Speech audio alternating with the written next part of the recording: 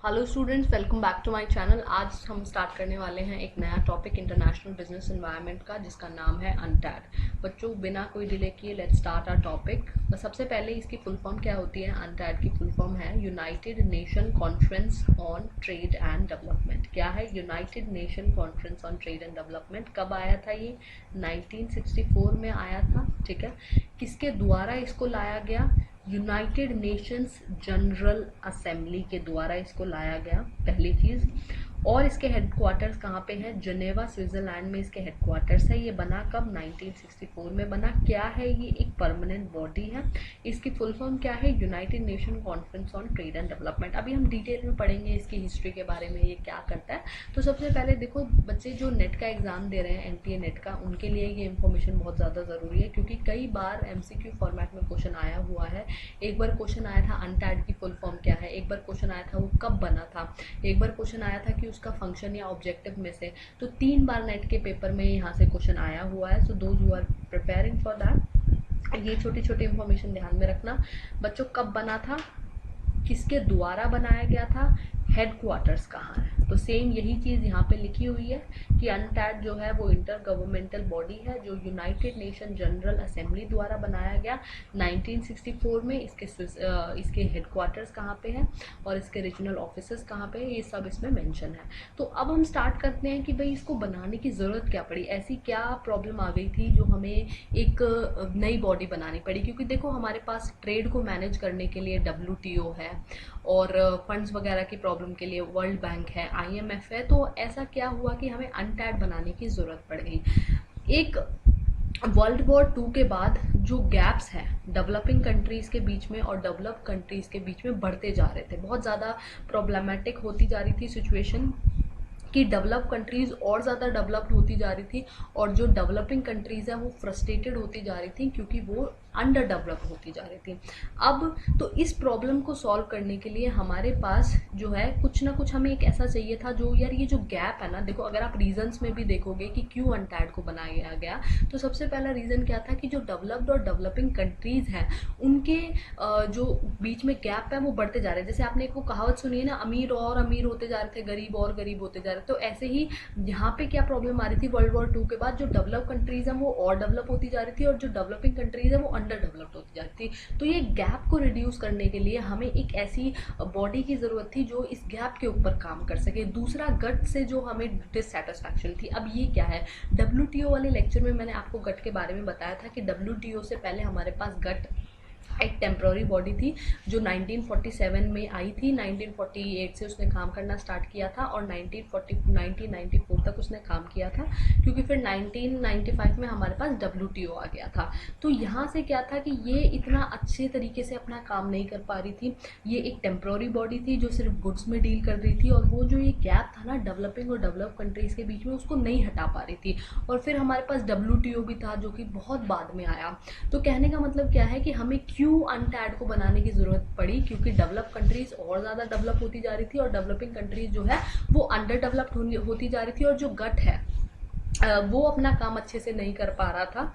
वो एक temporary body था जो इस गैप को रिड्यूस नहीं कर पा रहा था, इसलिए हमें अनटैड बनाने की ज़रूरत पड़ी। तो इंट्रोडक्शन में भी यही सब चीज़ें लिखी हुई है कि वर्ल्ड वॉर 2 के बाद जो है बहुत ज़्यादा प्रॉब्लम आने लगी पब्लिक के बीच में। इकोनॉमिस्ट का भी ये पॉइंट ऑफ व्यू था कि हमें जो भी ये ट्रेड रिलेटेड प्रॉब्लम्स हैं लेस डेवलप कंट्रीज़ के लिए बहुत ज़्यादा प्रॉब्लमेटिक होती जा रही हैं। तो ये सारी चीज़ों को ध्यान में रखते हुए अनटैड बना था। तो अभी हमारे पास बहुत सारी इंफॉर्मेशन है अनटैड के बारे में। तो थोड़ा सा इसका बर्थ के बारे में पढ़ लेते हैं कि कैसे इसका बर्थ हुआ। तो सबसे पहले एक हमारी कैरियो कॉन्फ्रेंस हुई थी, उसमें जो है डिस्कस किया गया था कि हमारे पास कब हुई थी, ये जुलाई 1962 में हमारे पास हुई थी। इसमें हमने नहीं, जो भी इसमें कंट्रीज थी उन्होंने डिस्कस किया बैठ के जितनी भी इकोनॉमिक डेवलपमेंट प्रॉब्लम्स हैं कि क्या प्रॉब्लम्स फेस कर रहे हैं। तो उसके बाद एक नींव रखी गई कि हमारे पास एक ऐसी बॉडी होनी चाहिए इस कॉन्फ्रेंस में जो ट्रेड के गैप को रिड्यूस कर सके। दूसरा, फिर एक और हमारे पास जो है United nation economic and social council जो है उसने भी एग्री किया इस बात के ऊपर, और एक रेजोल्यूशन पास किया 1962 में। देखो लाइन वाइज चीज़ें हो रही हैं। जुलाई 1962 में कैरियो कॉन्फ्रेंस हुई जिसमें बात रखी गई कि एक हमारे पास इंटरनेशनल ट्रेड ऑर्गेनाइजेशन होनी चाहिए। फिर अगस्त में एक काउंसिल है United nation economic and social council, council, उन्होंने भी सेम बात बोली कि हमें जो है एक ऐसी ट्रेड ऑर्गेनाइजेशन की ज़रूरत है जो डेवलप्ड और डेवलपिंग कंट्रीज़ के बीच में के गैप को हटा सके। फिर उसके बाद जो यूनाइटेड नेशन जनरल असेंबली ने ये डिसीज़न लिया और जो ये ईयर था 1960 और से लेके 1969 को, इसको डेवलपमेंट डिकेड बोला और एक ऐसी परमानेंट बॉडी की स्थापना करी जिसका सिर्फ यही काम होगा कि जो डेवलप्ड और डेवलपिंग कंट्रीज हैं उनके गैप, और भी बहुत सारे फंक्शंस हैं इसके, बट मेन फंक्शन क्या था, टू रिड्यूस द गैप। तो अब बर्थ के बारे में भी आपको समझ में आ गया होगा। तो देखो, अगर हम रिकॉल करें अब तक हमने क्या पढ़ा, सबसे पहले हमने इसकी फुल फॉर्म देखी थी, फुल फॉर्म के बाद ये कब बना था, किसके द्वारा बनाया गया था, यूनाइटेड नेशन जनरल असेंबली के द्वारा, हेडक्वार्टर्स कहाँ पे है, जिनेवा स्विट्जरलैंड में, इसके ऑफिसेस कहाँ पे है, टोटल 195 कंट्रीज इसका पार्ट है, ये परमानेंट इंटर गवर्नमेंटल ऑर्गेनाइजेशन है। और हमने क्या पढ़ा, इसका बर्थ कैसे हुआ, सबसे पहले कैरियो कॉन्फ्रेंस की वजह से, फिर उसके बाद United nation economic and social council ने का भी ये व्यू था, और फाइनली जो यूएन का एक ऑर्गन है यूनाइटेड नेशन जनरल असेंबली, उन्होंने ये एक रिकमेंडेशन जो है एक्सेप्ट कर ली और हमारे पास जो है 1964 में ये बॉडी आ गई। तो ये सब इसके बर्थ से रिलेटेड आप लिख के आ सकते हो। अब देखो इसका मेन क्या होता है, मेन अफेक्ट क्या है इसका, ये कैसे हेल्प करते हैं।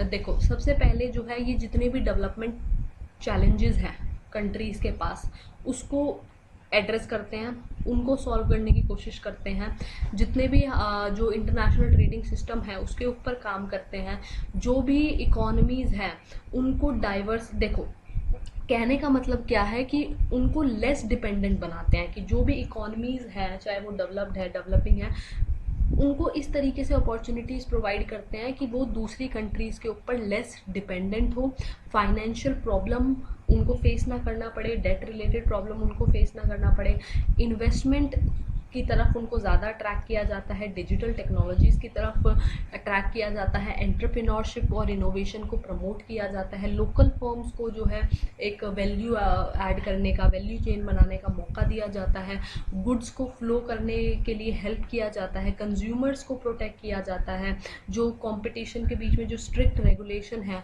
उनको कम करने का काम करता है ये, और भी बहुत सारी एनवायरनमेंट के लिए भी जो है ये काम करता है। तो ये सारी चीज़ें मैंने अनटैड की साइट पे से ली हैं, तो you can write them in your answers कि बेसिकली ग्लोबल लेवल पे इसका ये क्या एफर्ट्स लगाता है। तो इकोनॉमीज़ को लेस डिपेंडेंट बनाना, इन्वेस्टमेंट की तरफ उनको झुकाव करवाना, एंटरप्रेन्योरशिप को जो है थोड़ा सा ज़्यादा तवज्जो देना, डिजिटल टेक्नोलॉजीज़ की तरफ इसका ज़्यादा झुकाव है, गुड्स को फ्लो करवाना, तो बहुत सारे छोटे मोटे काम करता है। ये डायग्राम भी आप अपने आंसर में इंक्लूड कर सकते हो कि यहाँ पे सबसे पहले ट्रेड डेवलपमेंट बोर्ड होता है, जिसका क्या काम होता है ट्रेड डेवलपमेंट बोर्ड का, उसका काम होता है पॉलिसी बनाना। अब पॉलिसी किस चीज़ से रिलेटेड बनाता है, जो अभी हमने पीछे पढ़ा था। तो पॉलिसी बनाना जब कॉन्फ्रेंस सेशन में नहीं है तो वो कौन करता है, ट्रेड डेवलपमेंट बोर्ड, और उसके सब्सिडरी ऑर्गन्स होते हैं committee on manufacturers, committee on shipping, committee on commodities, committee on invisible services. तो ये सारी कमिटीज़ अपना पर्टिकुलर सेक्शन हैंडल करती है। तो ये डायग्राम भी आप अपने आंसर में इंक्लूड कर सकते हो। फिर बेसिक प्रिंसिपल्स जिसके ऊपर अनटैड काम करता है वो क्या है, देखो सबसे पहला जो प्रिंसिपल है वो ये है कि हर एक कंट्री के पास अधिकार है कि उसके जितने भी नेचुरल रिसोर्सेज हैं वो अपने हिसाब से, अपने इकोनॉमिक डेवलपमेंट के हिसाब से उनको डिस्पोज कर सकता है, उनको यूज़ कर सकता है और फ्रीली ट्रेड कर सकता है। मतलब वो किसी भी कंट्री के ऊपर दबाव नहीं डाला जाएगा, खासकर डेवलपिंग कंट्रीज़ के ऊपर, कि वो अपने नेचुरल रिसोर्सेज किस तरीके से इस्तेमाल करें। वो फ्री हैं, वो अपने हिसाब से अपनी डेवलपमेंट के लिए इस्तेमाल कर सकते हैं, फ्रीली वो दूसरी कंट्रीज़ के साथ ट्रेड कर सकते हैं। देखो इसकी फुल फॉर्म में ही ट्रेड एंड डेवलपमेंट आता है। दूसरी चीज़, जो भी इक्वालिटी होगी, जितनी भी कंट्रीज़ हैं जो डील कर रही हैं, इकोनॉमिक रिलेशन उनके बीच में बन रहे हैं, तो इक्वालिटी के ऊपर ध्यान दिया जाएगा।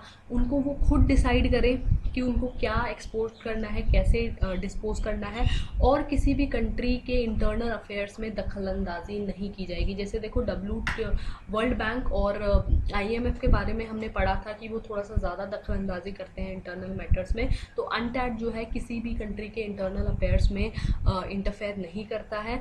और दूसरा क्या है कि there shall be no discrimination on the basis of differences, मतलब कि अगर कोई कंट्री अंडर डेवलप्ड है या कोई कंट्री डेवलप्ड है तो उनके बीच में कोई भी डिस्क्रिमिनेशन नहीं किया जाएगा on the basis of trading system, on the basis of trade policies. कहने का मतलब है डिस्क्रिमिनेशन जो है अनटैड बिल्कुल नहीं करेगा।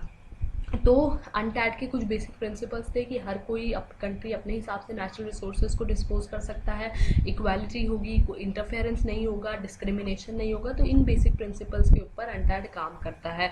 तो कुछ कॉन्फ्रेंस की फ़ोटोज़ भी मतलब इसकी कॉन्फ्रेंस के बारे में भी मैंने डाला हुआ है। सबसे पहली कॉन्फ्रेंस जो है इसकी जिनेवा में हुई थी, देन न्यू दिल्ली में हुई थी। तो ये ईयर भी डाल रखा है कब कब हुई थी, तो you can mention some of them in your answers to make it look good. तो ये कॉन्फ्रेंसेस के बारे में है कि सबसे पहली कॉन्फ्रेंस 1964 में हुई थी, कहाँ पे, जेनेवा में, फिर इंडिया में हुई थी, एंड देन अदर प्लेसेस। उसके बाद कुछ रिकमेंडेशंस हैं, ये बहुत इंपॉर्टेंट है अनटैड की, जो हमें पढ़नी है। सबसे पहली रिकमेंडेशन क्या है, इंटरनेशनली एग्रीड क्राइटेरिया। इसका मतलब क्या है कि जो भी कंट्री के पास सरप्लस स्टॉक है, सरप्लस स्टॉक मतलब एक्स्ट्रा स्टॉक है, मतलब नॉर्मल क्वांटिटी से ज़्यादा स्टॉक है, वो क्या करते हैं, वो उसको अपनी हिसाब से डिस्पोज कर सकते हैं। देखो, should govern the disposal of surplus stock of all primary product. They should be disposed in such a manner as to promote economic development of developing countries. मतलब जितना भी surplus stock है नॉर्मली कंट्रीज़ के पास, वो इस तरीके से dispose करे कि डेवलपिंग कंट्रीज़ को उससे ज़्यादा फ़ायदा हो, उनके प्रोड्यूसर्स को ज़्यादा फ़ायदा हो, उनके रेसिपिएंट को ज़्यादा फ़ायदा हो। तो ये उन्होंने रिकमेंड किया। दोबारा मैं बताती हूँ कि जो भी सरप्लस स्टॉक्स कंट्रीज़ के पास हैं, मेनली डेवलप्ड कंट्रीज़ के पास हैं, वो उनको इस तरीके से डिस्पोज करे कि जो इकोनॉमिक डेवलपमेंट है वो किसकी हो, डेवलपिंग कंट्रीज़ की हो। क्योंकि हमने देखो पहले देखा था कि जो डेवलप्ड कंट्रीज़ है और डेवलपिंग कंट्रीज़ है उनके बीच में हमें गैप हटाना है। तो गैप कैसे हटाएंगे, जो डेवलप कंट्रीज़ के पास जितना भी एक्स्ट्रा स्टॉक है वो किसकी डेवलपमेंट में लगाए, डेवलपिंग कंट्रीज़ की डेवलपमेंट में लगाए।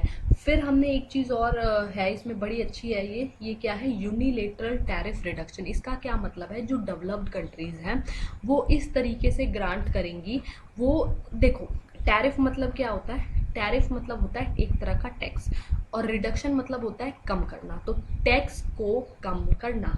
अब इसका क्या मतलब है कि जो डेवलप्ड कंट्रीज़ हैं वो रिडक्शंस प्रोवाइड करेंगी लेस डेवलप कंट्रीज़ को। मतलब जैसे अगर बांग्लादेश है वो जापान में कुछ एक्सपोर्ट करता है, तो जापानीज़ क्या करेंगे, जापान की जो गवर्नमेंट है वो बांग्लादेश को रिडक्शन देगी, टैक्स उसके ऊपर कम लगाएगी। अब ऐसा ज़रूरी नहीं है कि बांग्लादेश भी ऐसा करे, बट जापान को ऐसा करना ही है क्योंकि जापान डेवलप्ड है और बांग्लादेश अभी डेवलपिंग है। अब ये वन साइडेड होता है, इसीलिए इसको यूनिलेटरल बोला जाता है। तो यूनिलेटरल टैरिफ डिडक्शन क्या है कि the developed countries should grant unilateral tariff to the less developed countries. मतलब उनको क्या करे, टैरिफ में रिडक्शन दे, टैरिफ में प्रेफरेंस दे लेस डेवलप्ड कंट्रीज़ को। अब इसमें क्या है, इससे क्या होगा, अब जैसे बांग्लादेश जैसी कंट्री है, पाकिस्तान जैसी कंट्री है, उनको क्या मिलेगा, उनकी एक्सपोर्ट बढ़ा दी जाएगी, लेस डेवलप्ड कंट्रीज़ की जो एक्सपोर्ट है वो बढ़ जाएगी। और क्या होगा कि चीज़ें जो हैं उनके लिए बहुत अच्छी हो जाएंगी। वो थोड़ा वो जो गैप है ना वो कहीं कम होने लगेगा। क्योंकि देखो, अगर बांग्लादेश, श्रीलंका, ये सब लोग, अगर हमारा देश भी अभी डेवलपिंग है, अगर कहीं एक्सपोर्ट करता है और वहाँ पे उसको छूट मिलती है, मतलब अपनी कंट्री से तो छूट मिल ही रही है, बट दूसरी कंट्रीज़ भी उसको जो है टैक्स में छूट दे रही है, तो कहीं ना कहीं जो है चीज़ें उनके लिए बहुत अच्छी हो जाएंगी। डेवलप्ड कंट्रीज़ का इम्पोर्ट बढ़ेगा, उनका एक्सपोर्ट बढ़ेगा, तो ये एक बहुत अच्छी चीज़ है। उसके बाद जो इंटरनेशनल सॉफ्ट लोन है वो लेस डेवलप्ड कंट्रीज़ को दिए जाएंगे, उनका ट्रेड बढ़ेगा, इनविजिबल ट्रेड बढ़ेगा। इसका मतलब क्या है कि सर्विसेज वगैरह जो है उनकी बढ़ेंगी, प्राइस स्टेबलाइजेशन होगा इक्विटेबल बेसिस पे। तो कहने का मतलब क्या है, जो डेवलप्ड कंट्रीज़ है, इंटरनेशनल फाइनेंशियल इंस्टीट्यूशंस हैं, उनको स्टेप्स लेने चाहिए। ये रिकमेंड किया अनटैड ने, ट्रांसपोर्ट एंड कम्युनिकेशन फैसिलिटीज़ को इम्प्रूव करना चाहिए ताकि चीज़ें और अच्छी हो, बेटर कॉर्पोरेशन हो, रीजनल इंटीग्रेशन हो। तो कहने का मतलब क्या है कि बहुत सारे रिकमेंडेशंस अनटैड ने दिए थे, और अगर आप एक चीज़ नोटिस करोगे तो सारे के सारे रिकमेंडेशन ही जो डेवलपिंग कंट्रीज़ हैं और डेवलप्ड कंट्रीज़ हैं उनके बीच का जो गैप है उनको हटाने की कोशिश करते हैं। तो इसमें क्या है, सबसे पहले कि हमें डिस्पोज ऐसे करना है इकोनॉमिकली डेवलप कंट्रीज़ में, फिर जो डेवलप कंट्रीज़ हैं उनको थोड़ा टैरिफ रिडक्शन देना है, लोन्स मिलने चाहिए, इकोनॉमीज़ इंटीग्रेट करें, कॉरपोरेशन हो। तो ये सारी चीज़ें जो हैं अनटैड की हैं, तो इसमें काफ़ी चीज़ें आप आंसर्स में अपने लिख के आ सकते हो। So guys, thank you so much for watching.